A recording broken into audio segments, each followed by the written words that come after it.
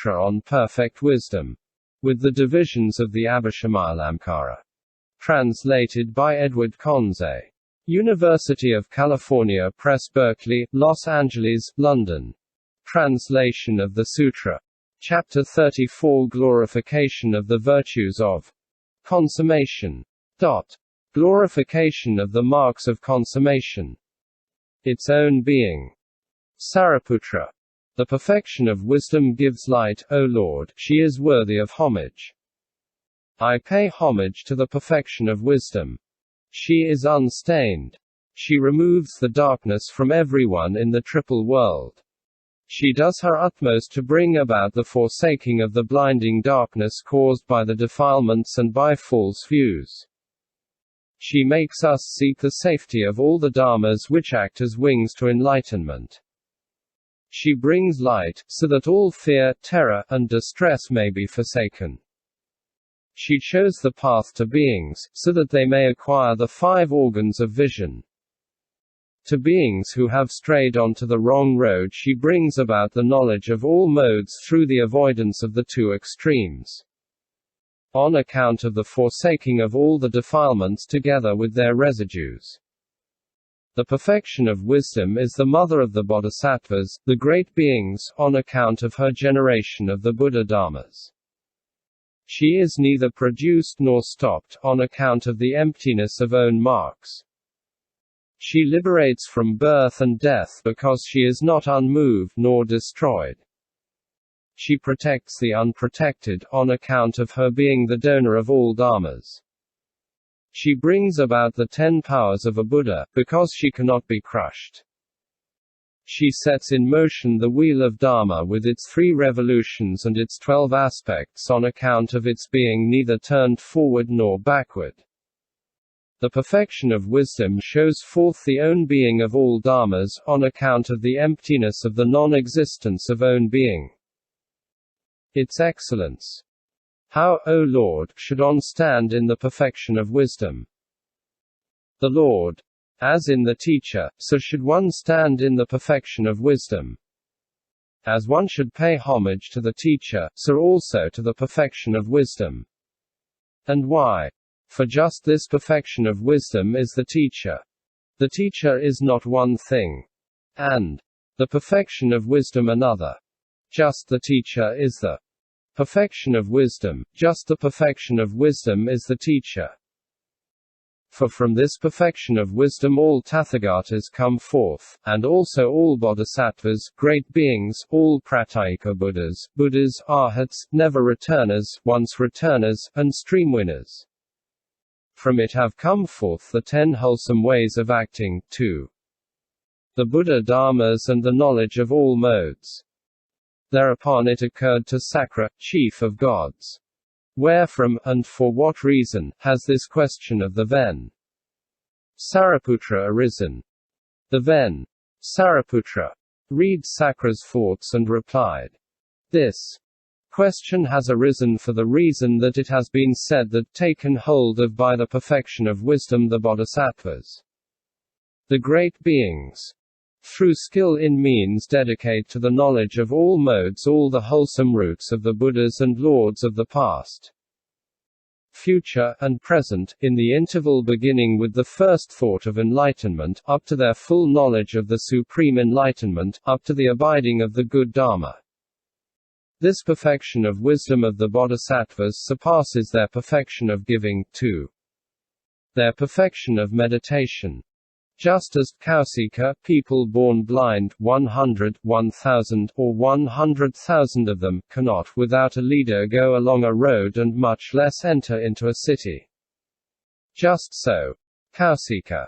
Without an eye the 5 perfections are as if born blind. Without the perfection of wisdom they are unable to ascend the path to enlightenment, and still less can they enter into the city of the knowledge of all modes.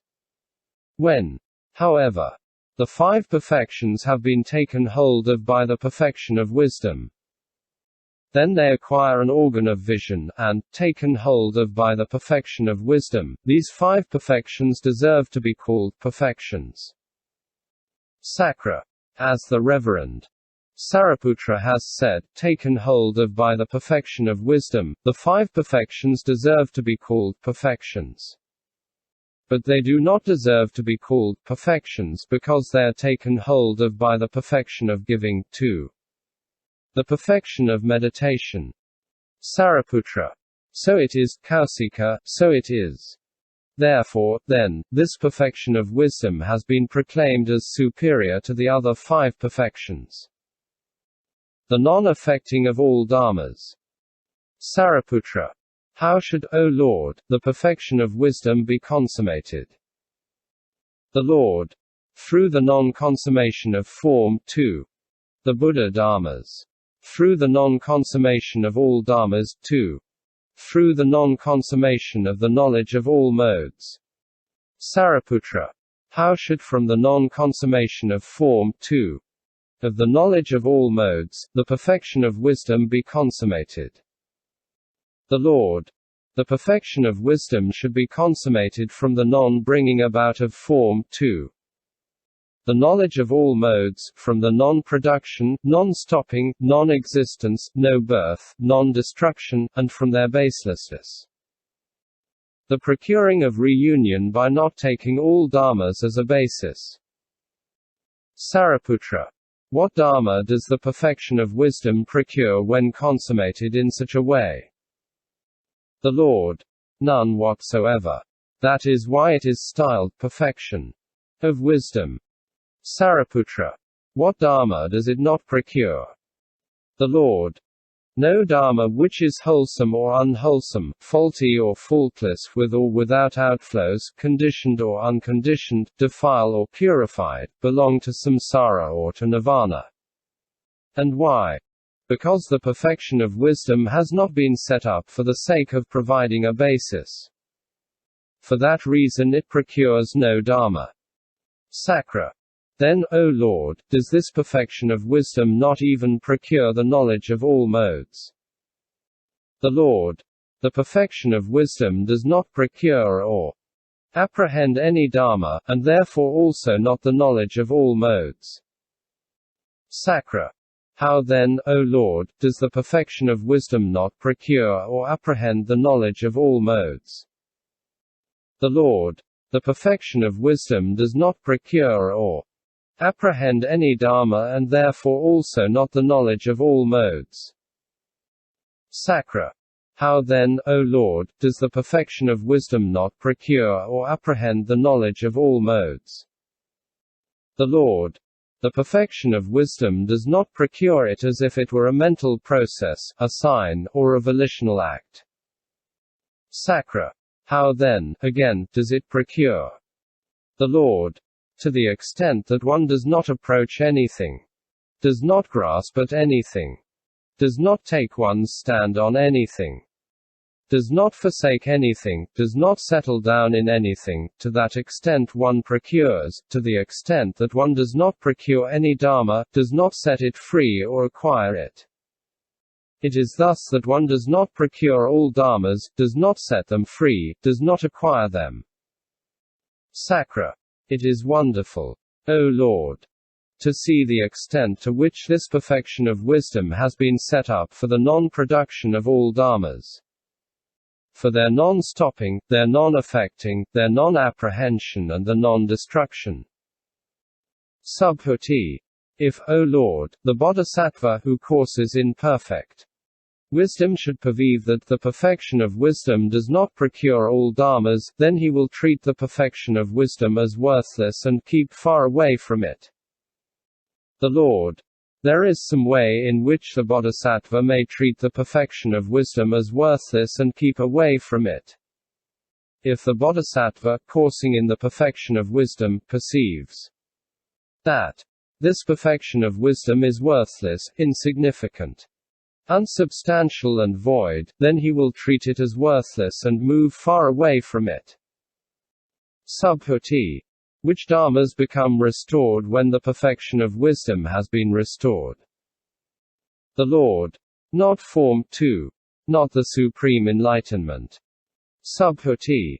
How is it that when the perfection of wisdom has been restored no form 2, no knowledge of all modes has been restored. The Lord. When Form 2. The knowledge of all modes are not apprehended, then the perfection of wisdom is restored. It is that which brings about the great aim. Subhuti. A great perfection is this perfection of wisdom, O Lord. The Lord. What do you think, Subhuti, in what manner is this perfection of wisdom a great perfection? Subhuti. There is nothing that it makes great or small, that it extends or contracts, that it strengthens or weakens.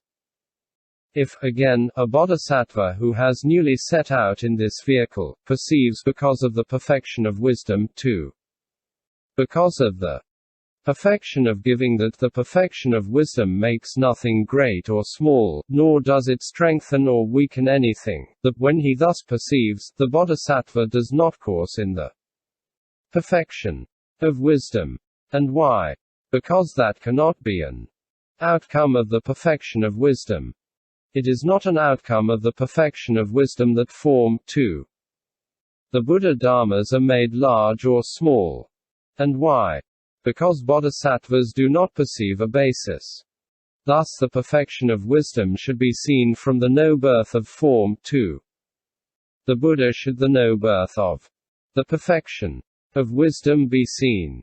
One should see that the perfection of wisdom has no own being, because beings, as well as Form 2. The Buddhas have no own being. One should know the non-existence of the perfection of wisdom, its emptiness, signlessness, and wishlessness from the fact that beings as well as Form 2. The Buddhas are non-existent, empty, signless, and wishless. One should know the non-beingness of the perfection of wisdom, id unthinkability, and indestructibility from the fact that beings are non-beings, unthinkable, and indestructible. One should know that the perfection of wisdom does not actually undergo the process which leads to enlightenment because beings do not, nor does Form, do so. One should know that the perfection of wisdom is not endowed with the powers because beings are not endowed with the powers, and because Form 2. The Buddhas are not endowed with the powers. In this manner also is the perfection of wisdom a great perfection for the bodhisattvas, the great beings. End chapter 34.